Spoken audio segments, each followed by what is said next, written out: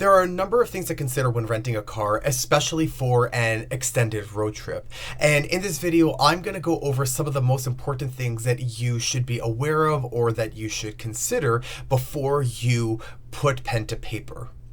One thing that I want to emphasize here for this video is that, and it's a bit of a disclaimer, I am not a driver in my day-to-day life. I don't own a car. I do not rely on the car for my primary means of transportation. I'm a walker. I'm a biker. I take public transit. That doesn't mean that I don't drive. I do, but I would, rent a car or borrow someone's car or drive like a friend or family member's car.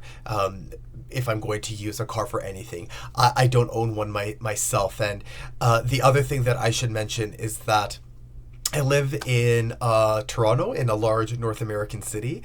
And so my experience with driving is, again, a large urban center in North America. Grid patterns, large parking lots, large streets and roadways, highways. That is very, very different than European driving. And I would say especially driving in Greece, although again, I haven't driven anywhere else outside of Greece and actually in Canada. So I can't really make that comparison. But I wanted to just emphasize here that if you're watching this video, to filter what I'm saying through that lens, through the lens of a non-driver, and through the lens of someone that, if they do drive, again, it is done so in a North American setting, not in a European or Asian or, South American and so on and so forth setting. International driver's licenses. Go and get one.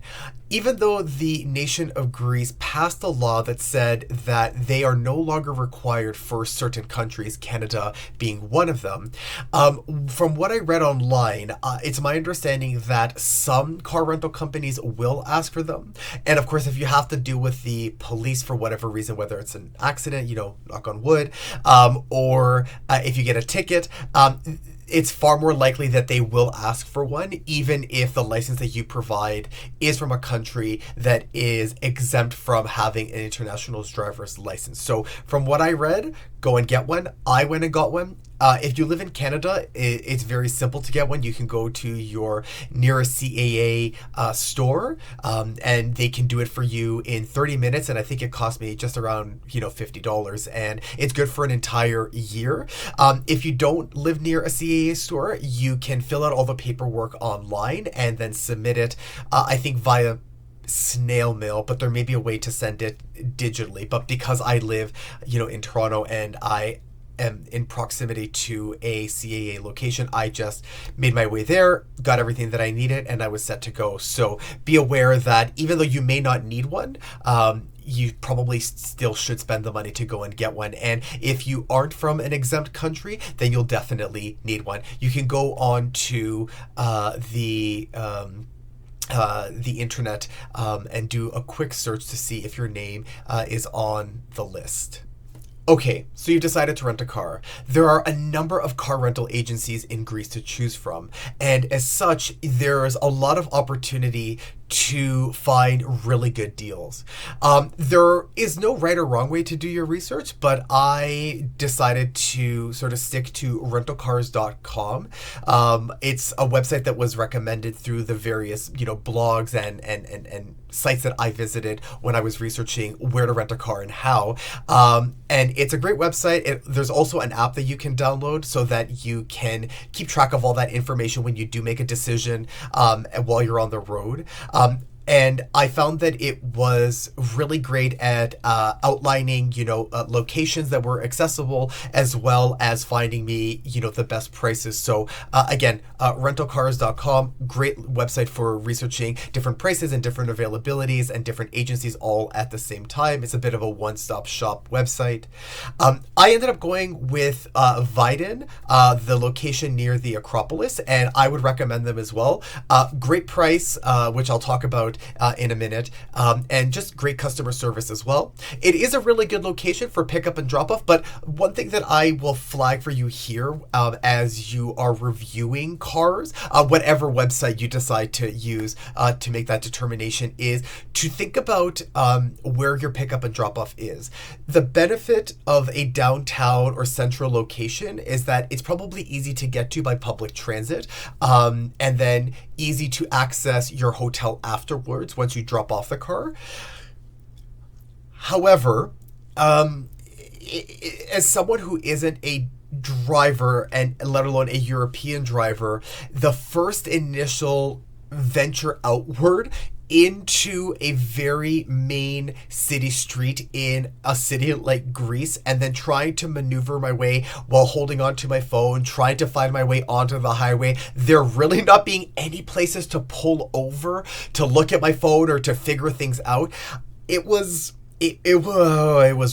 rough. Yeah, it was rough. So maybe think about if a higher price from a location outside of the city center is something that works for you. But again, if you are going to pick up and drop off outside of the city center, there are other factors to consider, like how you're going to get there, and then how you're going to bring all the things from your car to, your accommodation or your hotel, or I guess maybe the airport if you're dropping off the car and making your way straight there.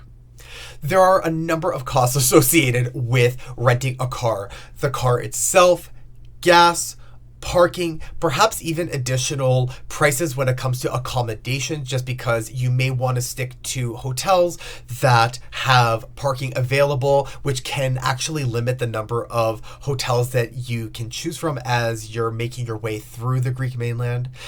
First things first, if you're going to Greece during the peak season, be prepared to pay a lot of money.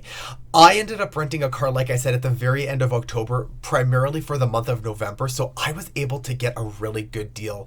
And when I mean a really good deal, I mean 350 euros, which came out to about $525 Canadian for an entire month, for 4 full weeks, like $100 and change per week Canadian, which is phenomenal.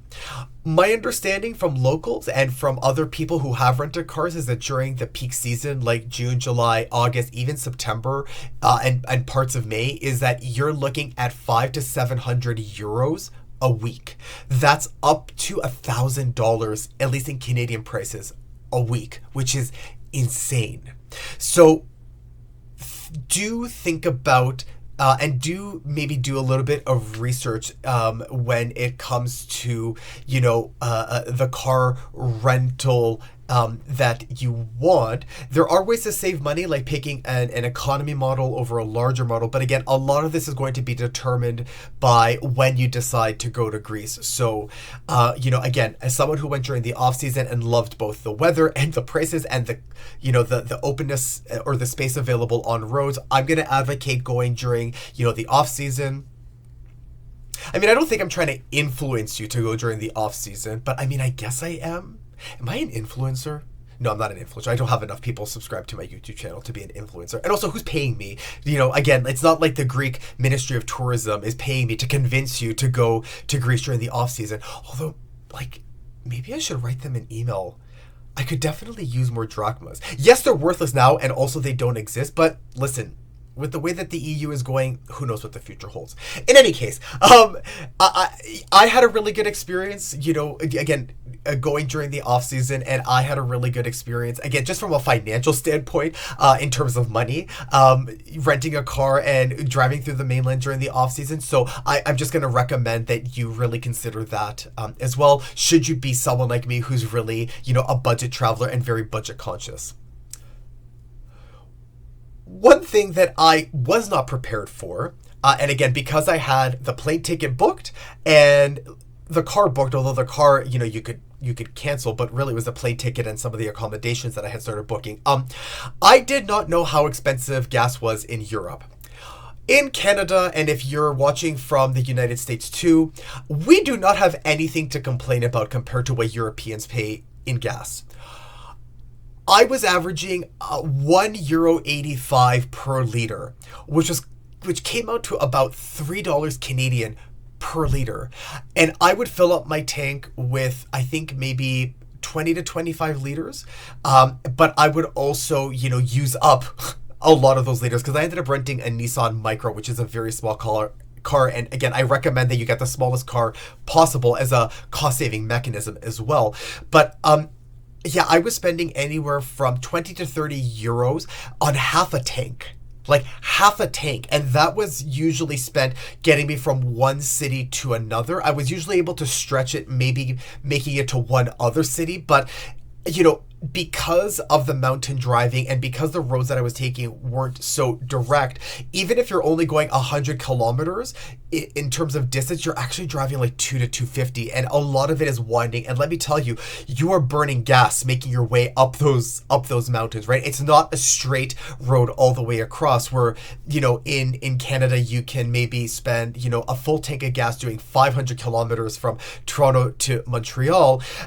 Yeah, even if you're doing the same distance in Greece, because Greece is a lot smaller, because of the roads and the mountains, you're going to be spending a lot more on gas. So just be really mindful of that, because I found that I had to cut things out of my trip in order to make up for, that budgeting in other ways. And the easiest way was just to, unfortunately, not really go out to restaurants and focus a lot on takeout food and food on the go. With that said, all things considered, spending anywhere from $30 to $50 every 2 to 3 days, when you factor in buses and trains that you'd be taking if you were traveling from city to city to city, as well as public transit that you would be spending if you're in a larger city, it wasn't all that bad. This is me trying to find the silver lining, but again, it watching, that credit card bill, make its way up every few days wasn't the easiest thing to experience as well. And I think overall by the end, I think I spent like $800 on gas. So 300 plus 800, well over 1,000, anywhere from, I would say, $1,000 to $1,200 Canadian on the car and gas, which is not cheap, especially coming from Japan, where I had the JR pass that cost me about $450, even though again that has also gone up recently, but still that got me literally everywhere with one sort of solid price, although again that was actually only for 2 weeks and this was for a month. Nonetheless, if you are going to Greece, you're going to have to, spend money on gas. Just be aware of how much it's going to cost and factor that into your budgeting before you go, unlike me, where I was, getting these lovely shocks on every 2 to 3 days. One of the things that you'll have to consider when making your way through Greece with a car is parking. Parking is not readily available in Greece. And what parking is available is expensive or a risk. What do I mean by that? You will very likely have to rely a lot on street parking.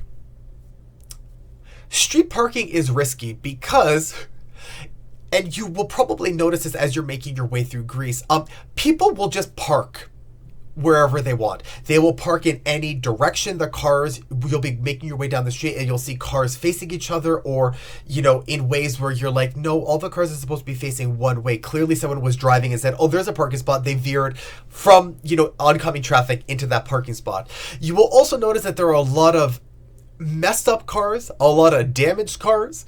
People there drive their cars into the ground and there's a lot of damage, and it's quite common because again the roads are tight, parking is tight, and so getting hit and banged up, I guess, is just part of the name of the game.